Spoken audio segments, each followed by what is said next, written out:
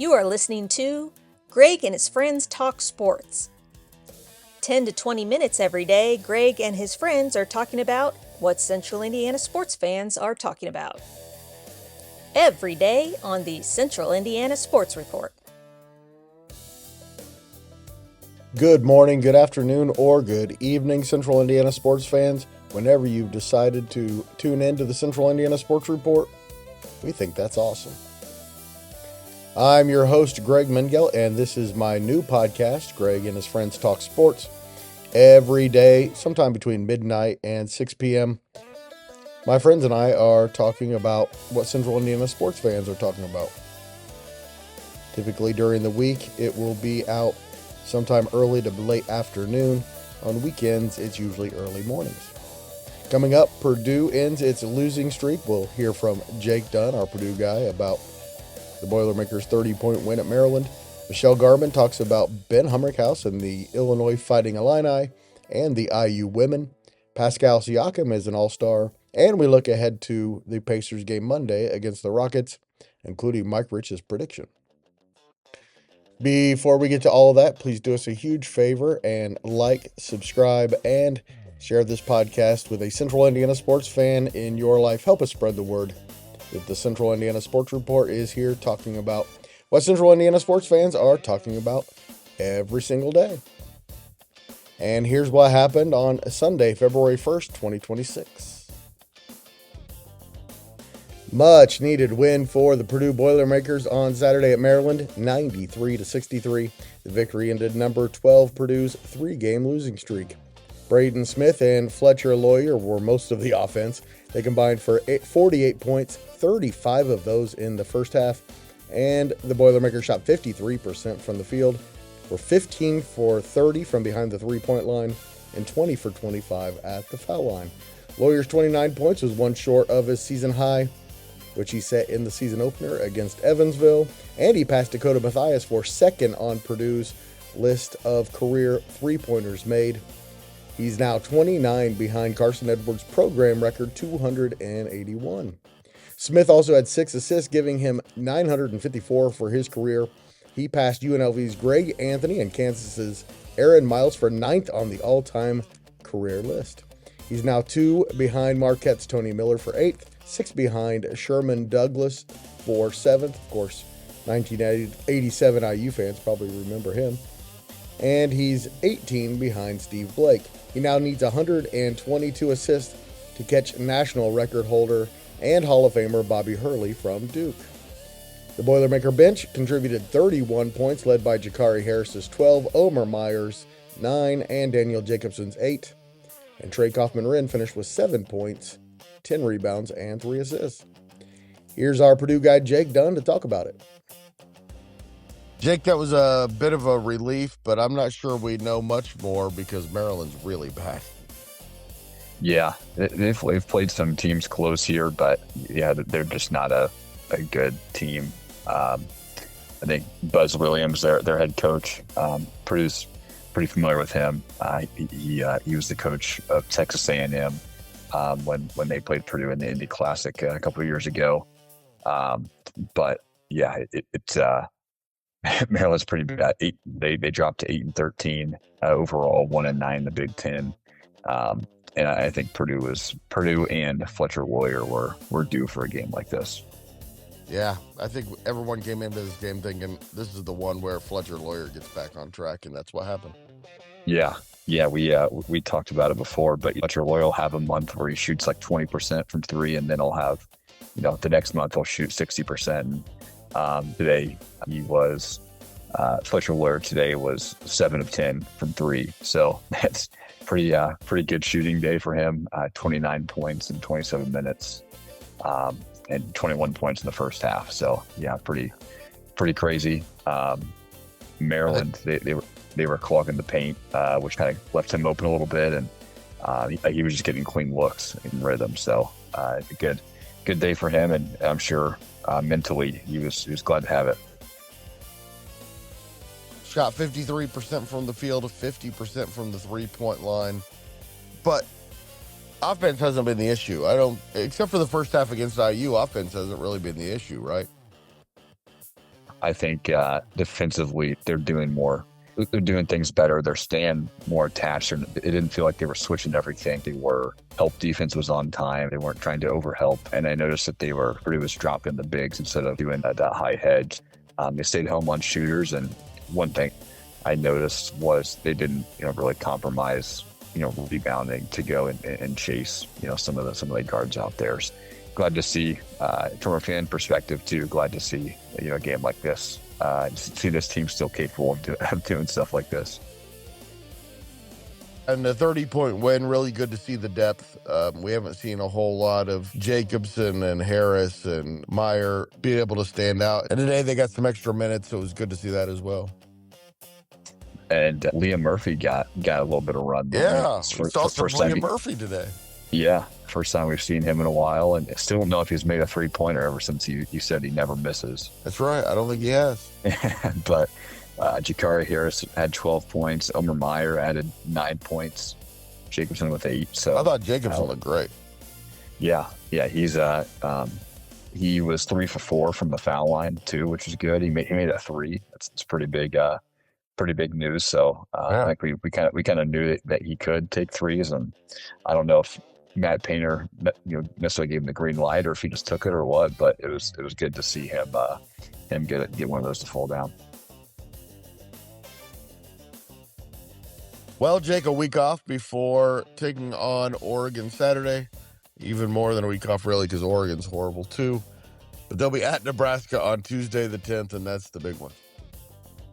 That's a big one for sure. And I think for this game too, something that we should highlight here. Obviously, we know how good Braden Smith has been.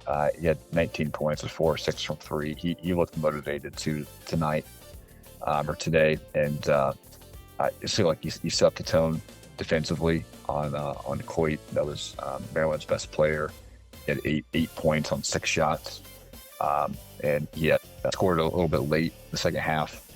Or else he would have had even less than that. But Braden Smith also feel like kept pretty connected in offense and defense.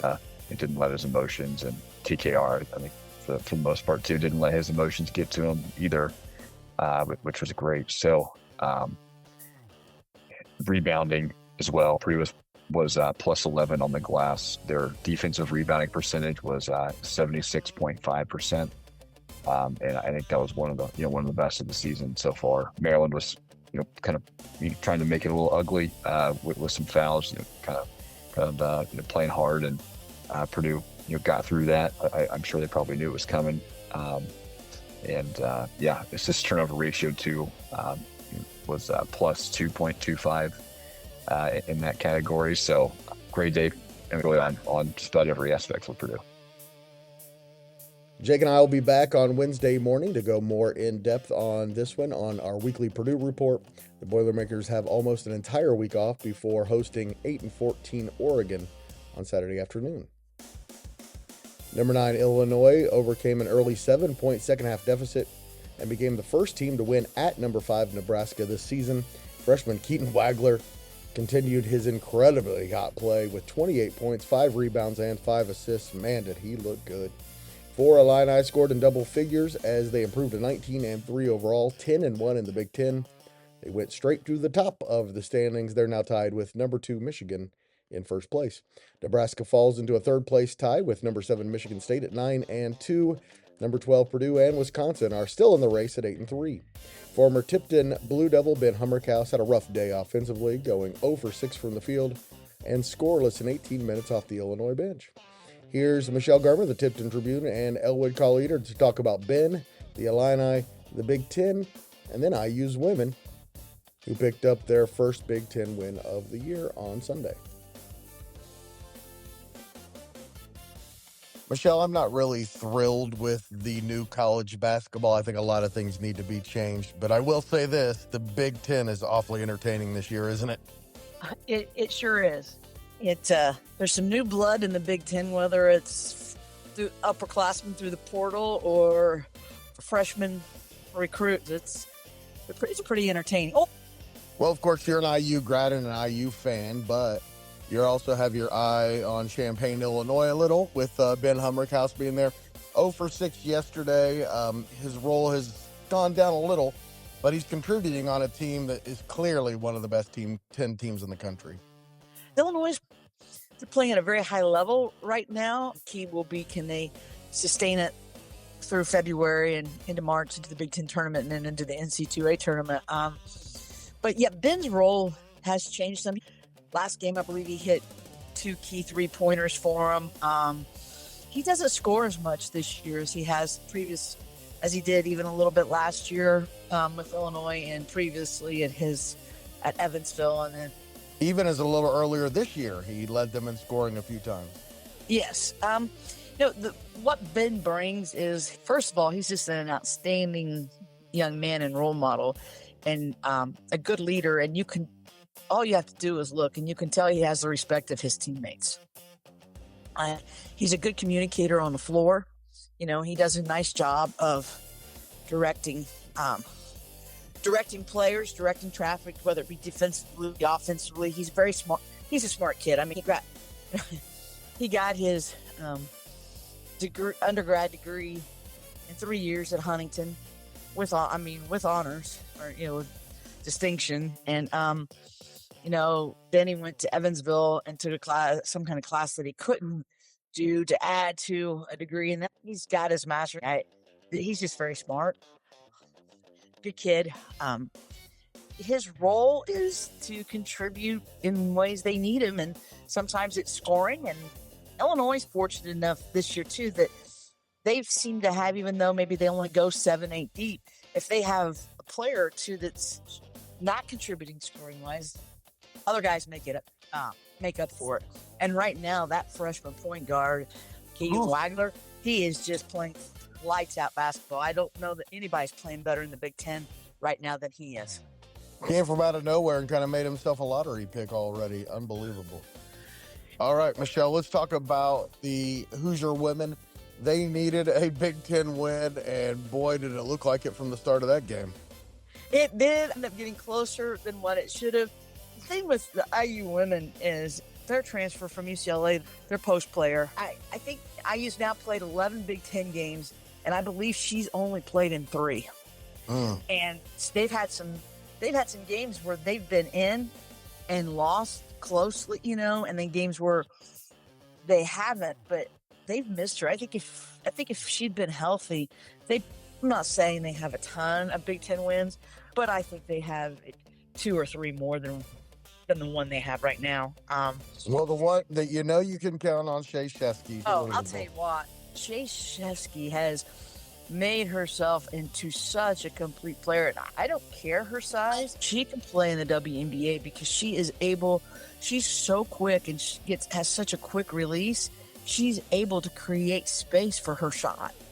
And she's great at driving and pulling up for the mid-range. I thought everybody saw her full arsenal yesterday.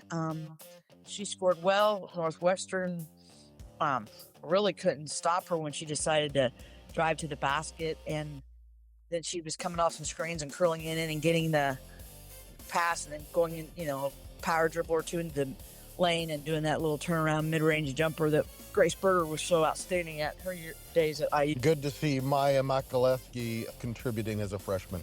I will say this, for whatever struggles they're going through this year, the fact that Caffey and Makaleski, the freshmen, are getting a ton of minutes and a ton of experience. And the fact that Beaumont, who missed all of last year after knee surgery and played limited minutes as a freshman, so this is really her first full year. Those 3, the experience that they're getting this year is just going to pay high dividends for them next year. And with the recruiting class that they've got coming in, and I expect hopefully Z gets healthy and is totally healthy, and I expect maybe Terry to go try to find some more inside help in the portal. IU women, it was the first half was outstanding. The first quarter was terrific, 30-3. It was just 41-6. Stop them. I think it was 41-6 at one time.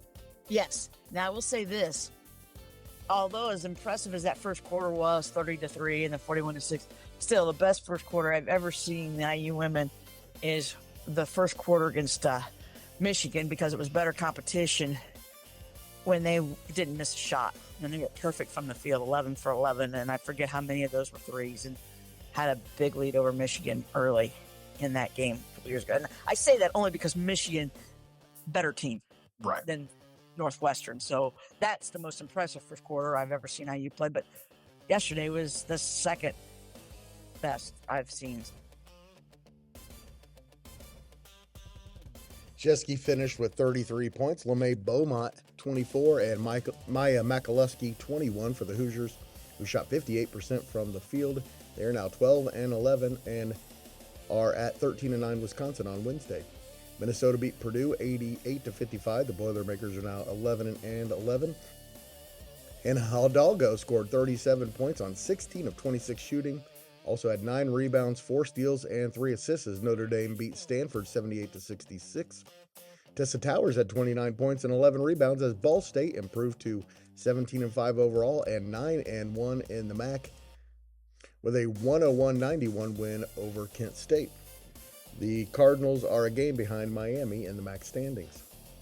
Butler lost to Xavier 63-59 and is now 9-13.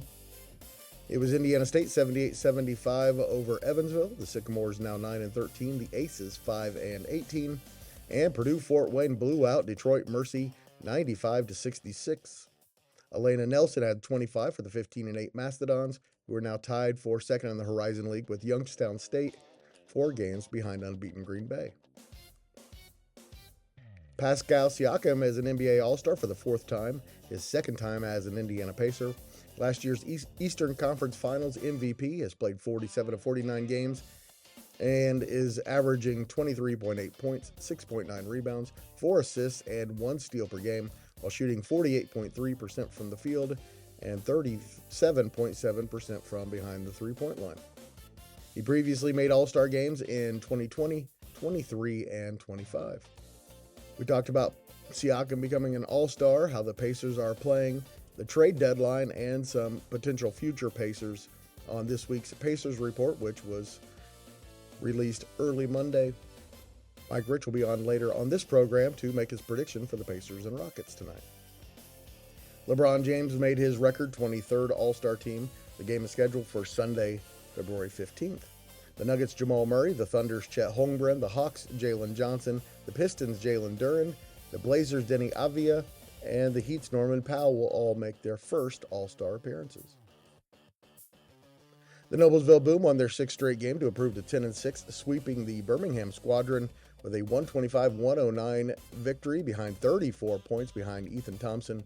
Thompson was 11 for 19 from the field overall and made 9 of his 15 three-point attempts, and also had 8 assists, 7 rebounds, and 3 steals. They are now 5th in the G League East, a half game out of 2nd, and 2.5 behind the Osceola Magic, who will host the Boom for a pair of games on Wednesday and Friday this week. The Boom don't return to Noblesville until Thursday, February 12th. We had a Pacers report on Monday morning with Mike Rich and talked about the Pacers winning 3 of 4, the trade deadlines, our expectations for the rest of the year, and more. And here's Mike with his prediction for Monday night. Mike, Pacers and Rockets tonight. Pacers have won 3 of the last 4. Do they make it 4 or 5 tonight? Yes, they make it 4 or 5 tonight. They're going to beat the Rockets? They're going to beat the Rockets. Well, we can just kiss the draft thing goodbye if they're beating teams like the Rockets. I know. But without Kevin Durant, I think the Rockets are going to come in and, this Pacer team's playing well. And they're healthy. They're playing well. Yeah, I think they're going to give the Rockets a run for their money, and I think they'll have a chance to win that game. I think the Rockets would still be pretty darn good without Kevin Durant. I don't see it, but I hope you're right. It would be cool if they keep winning. That would be be a really cool get momentum heading into next season. We'll worry about the draft. Yep, absolutely. Mike, thanks so much for your time. Check out Mike on the Pacers Report, which we released on Monday. Go Pacers. Go Pacers. While you're watching the Pacers tonight, make sure you flip over to ESPN for Big Monday, where there are 3 potential future Pacers In action, Caleb Wilson and the North Carolina Tar Heels host Syracuse at 7. He's my favorite of all of them. Followed by Darren Peterson and the Kansas Jayhawks at number 11, Texas Tech at 9. The WNBA and its players will meet Monday for a negotiation that ESPN called quote-unquote pivotal. That's in New York City on Monday. We talked about it on the Fever Report on Sunday. Please go check that out. Just 2 local boys basketball games on Monday. It's 4-11 Chittard at 10-3 University, and 13-4 Shelbyville goes to 8-6 Jennings County. We will have a girls basketball sectional scoreboard show Tuesday, Wednesday, Friday, and Saturday this week. And now you know everything we know about Central Indiana sports. Thank you so much to Michelle, Mike, and Jake for joining me. Thank you so much for listening. Please do us a huge favor. Share this podcast with a Central Indiana sports fan in your life. Help us spread the word that the Central Indiana Sports Report is talking about what Central Indiana sports fans are talking about every single day.